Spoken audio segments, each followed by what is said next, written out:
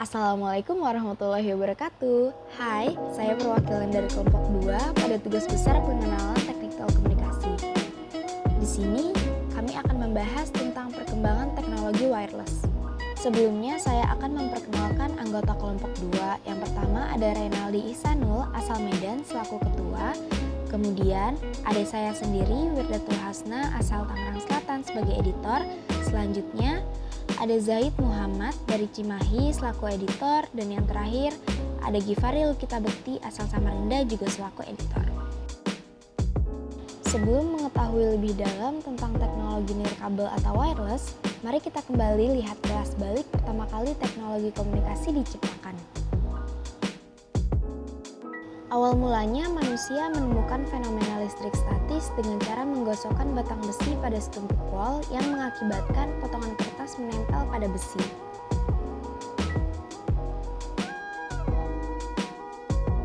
Kemudian pada tahun 1752, Benjamin Franklin, salah seorang tokoh yang berpengaruh di Amerika Serikat, melakukan percobaan layang-layang yang membuktikan bahwa petir juga merupakan listrik statis.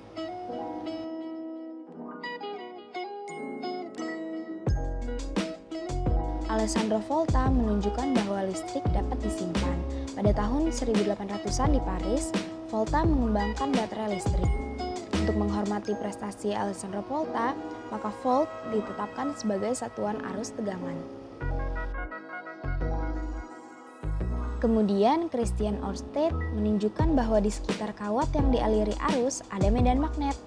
Beliau mengutarakan bahwa arus listrik yang melalui suatu kawat konduktor menyebabkan pembelokan pada jarum kompas.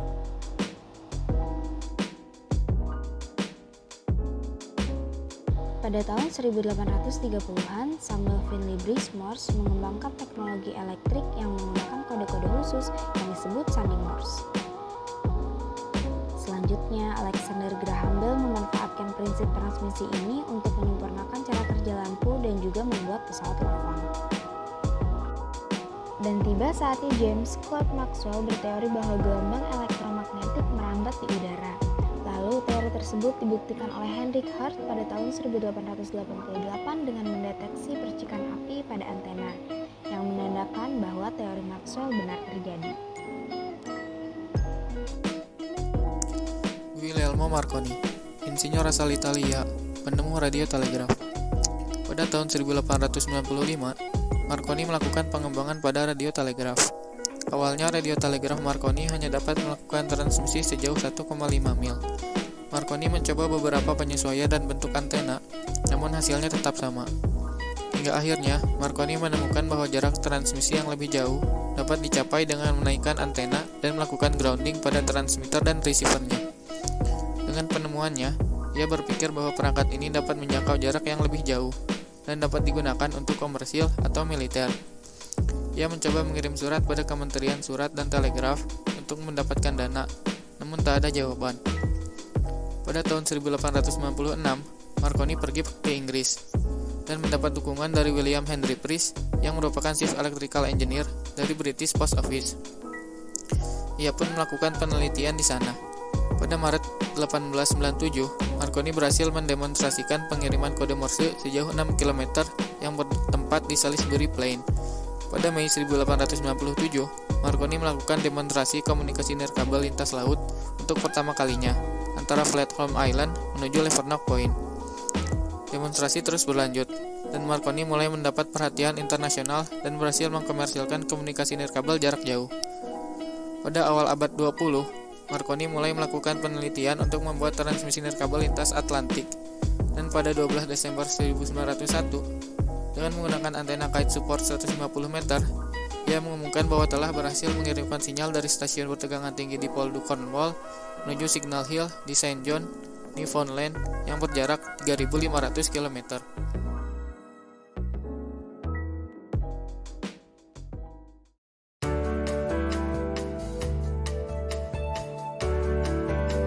Jadi pada dasarnya yang dimaksud dengan media transmisi adalah media atau jalur yang digunakan untuk membawa informasi dari pengirim atau sender ke penerima atau receiver.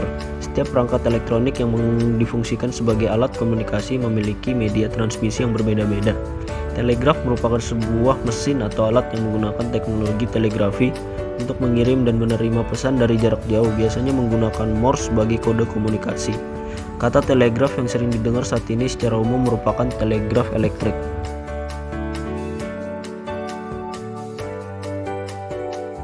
Radar, yang dalam bahasa Inggris merupakan singkatan dari Radio Detection and Ranging, yang berarti deteksi dan penjarakan radio, adalah suatu sistem gelombang elektromagnetik yang berguna untuk mendeteksi, mengukur jarak, dan membuat map benda-benda seperti pesawat terbang, berbagai kendaraan bermotor, dan informasi cuaca. Panjang gelombang yang dipancarkan radar bervariasi, mulai dari milimeter hingga meter. Gelombang radio atau sinyal yang dipancarkan dan dipantulkan dari suatu benda tertentu akan ditangkap oleh radar, seperti radar 36D6 atau Thin Shield. Radar ini adalah jenis radar pertahanan udara untuk mendeteksi objek terbang seperti pesawat atau peluru kendali. Radar pada Perang Dunia II berperan penting dalam segala aspek dalam konflik tersebut. Teknologi pelacak revolusioner berbasis radio ini digunakan pihak sekutu dan Aksis dalam Perang Dunia II. Tiap negara memiliki cerita revolusi radar yang berbeda, dimulai dari pertengahan 1930-an. Pada pecahnya perang di bulan September 1939, kedua Inggris dan Jerman memiliki fungsi radar sistem. Sementara manfaat dari operasi dalam bagian gelombang mikro dan spektrum radio telah diketahui, pemancar untuk menghasilkan sinyal gelombang mikro dengan kekuatan yang cukup masih belum tersedia. Dengan demikian, semua sistem radar awal dioperasikan pada frekuensi yang lebih rendah, misalnya HF atau VHF. Pada bulan Februari 1940, Inggris mengembangkan resonansi rongga magnetron yang mampu memproduksi gaya gelombang mikro dalam skala kilowatt, membuka jalan untuk sistem radar generasi kedua. Dengan munculnya robot dan penerbangan luar angkasa manusia, era baru sejarah Amerika telah muncul dengan sendirinya. Sesuai dengan tradisi menghormati sejarah negara pada perangko AS, kantor pos AS mulai menghormati berbagai cara dengan masalah perangko peringatannya. Masalah pertama untuk memperingati proyek luar angkasa dengan nama adalah edisi peringatan satelit komunikasi ECO 1 tahun 1960. Menyusul kegagalan roket Delta yang membawa ECO 1 pada 13 Mei 1960, ECO 1A atau biasa disebut hanya sebagai ECO 1 berhasil ditempatkan di orbit 944 hingga 1048 mil pada 12 Agustus 1960 oleh NASA. Balon berdiameter 100 kaki dibuat dari film polyester mylar metallized ultra tipis atau 0,0050 inci dan berhasil digunakan untuk memantulkan sinyal telepon, radio, dan televisi lintas benua dan antar benua. Satelit juga membantu dalam perhitungan kepadatan atmosfer dan tekanan matahari karena rasio luas ke massa yang besar.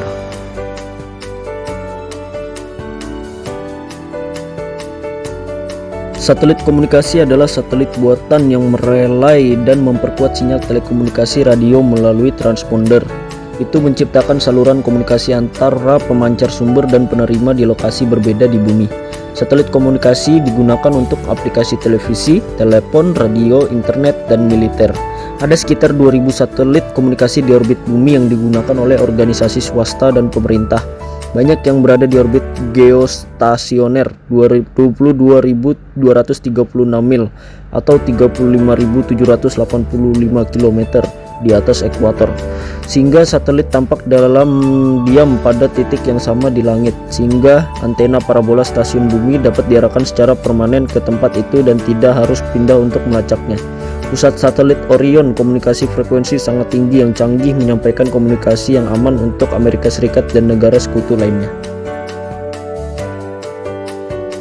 Telepon satelit adalah suatu layanan telekomunikasi berupa telepon tanpa kabel yang menempatkan base transceiver station atau BTS-nya di udara sehingga memiliki jangkauan lebih luas dibanding telepon berbasis GSM yang menempatkan BTS-nya di darat. Karena memiliki jangkauan yang luas, telepon satelit dapat digunakan di daerah pegunungan, pedalaman, hingga di tengah lautan. Berbeda dengan telepon GSM yang jangkauannya terbatas. Telepon satelit tidak menggunakan infrastruktur yang ada di bumi untuk melakukan panggilan. Hanya saja karena banyaknya penggunaan telepon satelit yang membuat telepon satelit ramai. Hampir seluruh sistem pada generasi ini merupakan sistem analog dengan kecepatan rendah atau low speed. dan suara sebagai objek utama. Contoh NMT atau Nordic Mobile Telephone dan AMPS atau Analog Mobile Phone System. Contoh generasi pertama yaitu 1G, Original Analog Cellular for Voice atau AMPS, NMPT atau TACS dengan kecepatan 14,4 KB per second. Dijadikan standar komersial dengan format digital, kecepatan rendah menengah contoh GSM dan CDMA 2000 1 kali RTT.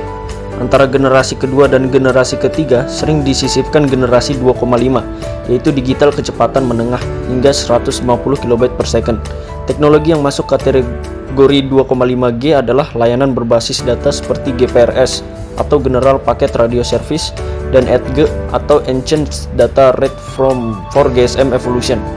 Pada domain GSM dan PDN atau Packet Data Network, pada domain CDMA. EDGE atau Ancient Data for Global Evolution. Teknologi perkembangan dari GSM rata-rata memiliki kecepatan 3 kali dari kecepatan GPRS. Kecepatan akses EDGE secara teori sekitar 384 KB per second. Fasilitas yang disediakan EDGE sama seperti GPRS atau email, MMS, dan browsing. Salah satu contohnya yaitu 2G, Digital Narrowband Circuit Data atau TDMA dan CDMA dengan kecepatan 9-14,4 KB per second. GPRS atau General Packet Radio Service, suatu teknologi yang digunakan untuk pengiriman dan penerimaan paket data GPRS, sering disebut dengan teknologi 2,5G. Fasilitas yang diberikan oleh GPRS yaitu email, MMS atau pesan gambar, browsing internet. Secara teori, GPRS memberikan kecepatan akses antara 56 KB per second sampai 115 KB per second. UMTS atau Universal Mobile Telecommunication Service, perkembangan selanjutnya dari EDGE. UMTS sering disebut generasi ketiga atau 3G. Selain menyediakan fasilitas akses internet, UMTS juga menyediakan fasilitas video streaming, video conference, dan video calling. Secara teori, kecepatan akses UMTS sekitar 480 KB per second. Kemudian ada HSDPA atau High Speed Downlink Packet Access, merupakan perkembangan akses data selanjutnya dari 3G. HSDPA sering disebut dengan generasi 3,5 atau 3,5G karena HSDPA masih berjalan pada platform 3G. Secara teori, kecepatan akses data HSDPA sama seperti 480 KB per second. Tapi pastinya HSDPA lebih cepat lah. Kalau nggak lebih cepat, apa gunanya menciptakan HSDPA? Semakin baru teknologi, pastinya semakin bagus. Digital mampu mentransfer data dengan kecepatan tinggi atau high speed, dan aplikasi multimedia untuk pita lebar broadband, contoh WCDMA atau dikenal juga dengan UMTS, dan CDMA 2000 1 kali EVDO 4G merupakan pengembangan dari teknologi 3G. Nama resmi dari teknologi 4G ini menurut IEEE atau Institute of Electrical and Electronic Engineers adalah 3G and beyond. Sebelum 4G, High Speed Download Link Packet Access atau HSDPA yang kadang kala disebut sebagai teknologi 3,5G adalah dikembangkan oleh WCDMA sama seperti EVDO. Mengembangkan CDMA 2000, HSDPA adalah sebuah protokol telepon genggam yang memberikan jalur evolusi untuk jaringan Universal Mobile Telecommunication System atau UMTS yang akan dapat memberikan kapasitas data yang lebih besar sampai 14,4 Mbit per detik arah turun. Contoh pada generasi ini yaitu 3G atau Digital Broadband Packet Data, CDMA, EVDO, UMTS, EDGE. Kecepatan rata-ratanya sekitar 500-700 KB per second. 4G dikatakan memiliki kecepatan 500 kali lebih cepat daripada CDMA 2000. Dapat memberikan kecepatan hingga 1 Gbps jika Anda di rumah atau 100 Mbps ketika Anda bepergian, dan dalam waktu yang singkat tentu saja. Untuk contoh, beberapa cepat teknologi 4G adalah mendownload film berkapasitas 6 GB saja hanya diperlukan waktu 6 menit. 4G adalah singkatan dari istilah dalam bahasa Inggris atau Fourth Generation Technology. Istilah ini umumnya digunakan mengacu kepada pengembangan teknologi telepon seluler. 4G merupakan pengembangan dari teknologi 3G. Nama resmi dari teknologi 4G ini menurut IEEE atau Institute of Electrical and Electronic Engineering adalah 3G and beyond. Semua jenis radio transmisi seperti GSM, TDMA, EDGE, CDMA, 2G, dan 2,5G akan dapat digunakan dan dapat berintegrasi dengan mudah dengan radio yang dioperasikan tanpa lisensi seperti IEEE 802 .11 di frekuensi 2,4 GHz dan 5,8 GHz, Bluetooth dan seluler, integrasi voice dan data dalam channel yang sama, integrasi voice dan data aplikasi SIP enabled.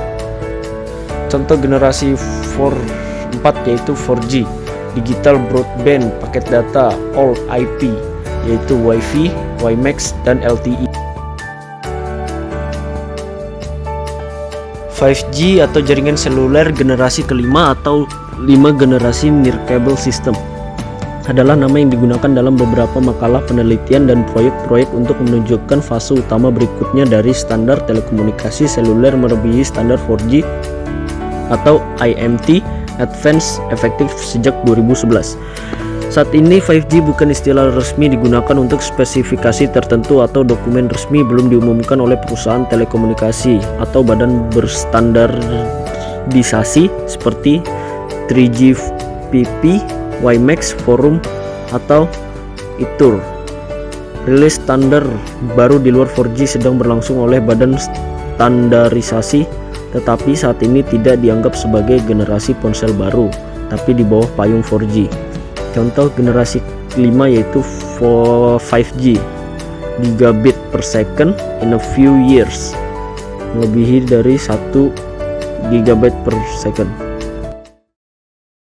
Selanjutnya adalah perbedaan transmisi dengan kabel dan tanpa kabel. Kita akan membahas transmisi menggunakan kabel terlebih dahulu. Transmisi ini menggunakan media yang memiliki bentuk fisik sebagai media pengantar data. Beberapa keunggulan transmisi ini adalah cepatnya pengiriman data dan koneksi yang tidak terpengaruhi oleh cuaca. Berbeda dengan kabel, wireless lebih terasa nyaman dan lebih rapi karena tidak memerlukan kabel yang memakan tempat dan sering terlilit. Pengiriman data dari satu perangkat ke perangkat lain juga bisa dilakukan tanpa harus berdekatan, dan wireless dapat menangani perangkat dalam jumlah yang lebih banyak karena tidak dibatasi oleh port yang diharuskan oleh transmisi menggunakan kabel. Secara umum, metode transmisi wireless lebih baik dibandingkan transmisi wire dalam hal fleksibilitas dan mobilitas. Tetapi, metode wire menawarkan keandalan serta kapasitas transmisi yang luar biasa, yaitu fiber optik. Fiber optik adalah kabel yang terbuat dari kaca yang sangat halus dan lebih kecil dan menyalurkan data menggunakan cahaya. Fiber optik mampu mentransmisikan data hingga 65 TB per second. Data juga lebih aman karena kecilnya kemungkinan data yang hilang. Ukuran kabel yang kecil dan ringan membuat kabel dapat menghemat tempat. Dan kabel tidak membutuhkan arus listrik sehingga tidak akan mengalami gangguan dari sinyal elektromagnetik. Jaringan komunikasi modern mengkombinasikan antara transmisi wire dan wireless. Contohnya adalah topologi FTTH. Pada FTTH, semua perangkat menggunakan fiber optik mulai dari ME sampai ONT. Tetapi dari ONT ke perangkat lainnya bisa menggunakan transmisi kabel ataupun transmisi tanpa kabel.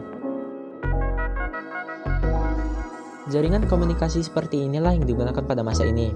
Karena data yang bisa diantarkan oleh kabel sangat besar dan cepat, ditambah teknologi wireless di sisi pelanggan yang mengutamakan kenyamanan tanpa harus berada di satu tempat yang sama untuk menikmati layanan yang diberikan karena jangkauan wireless yang cukup luas.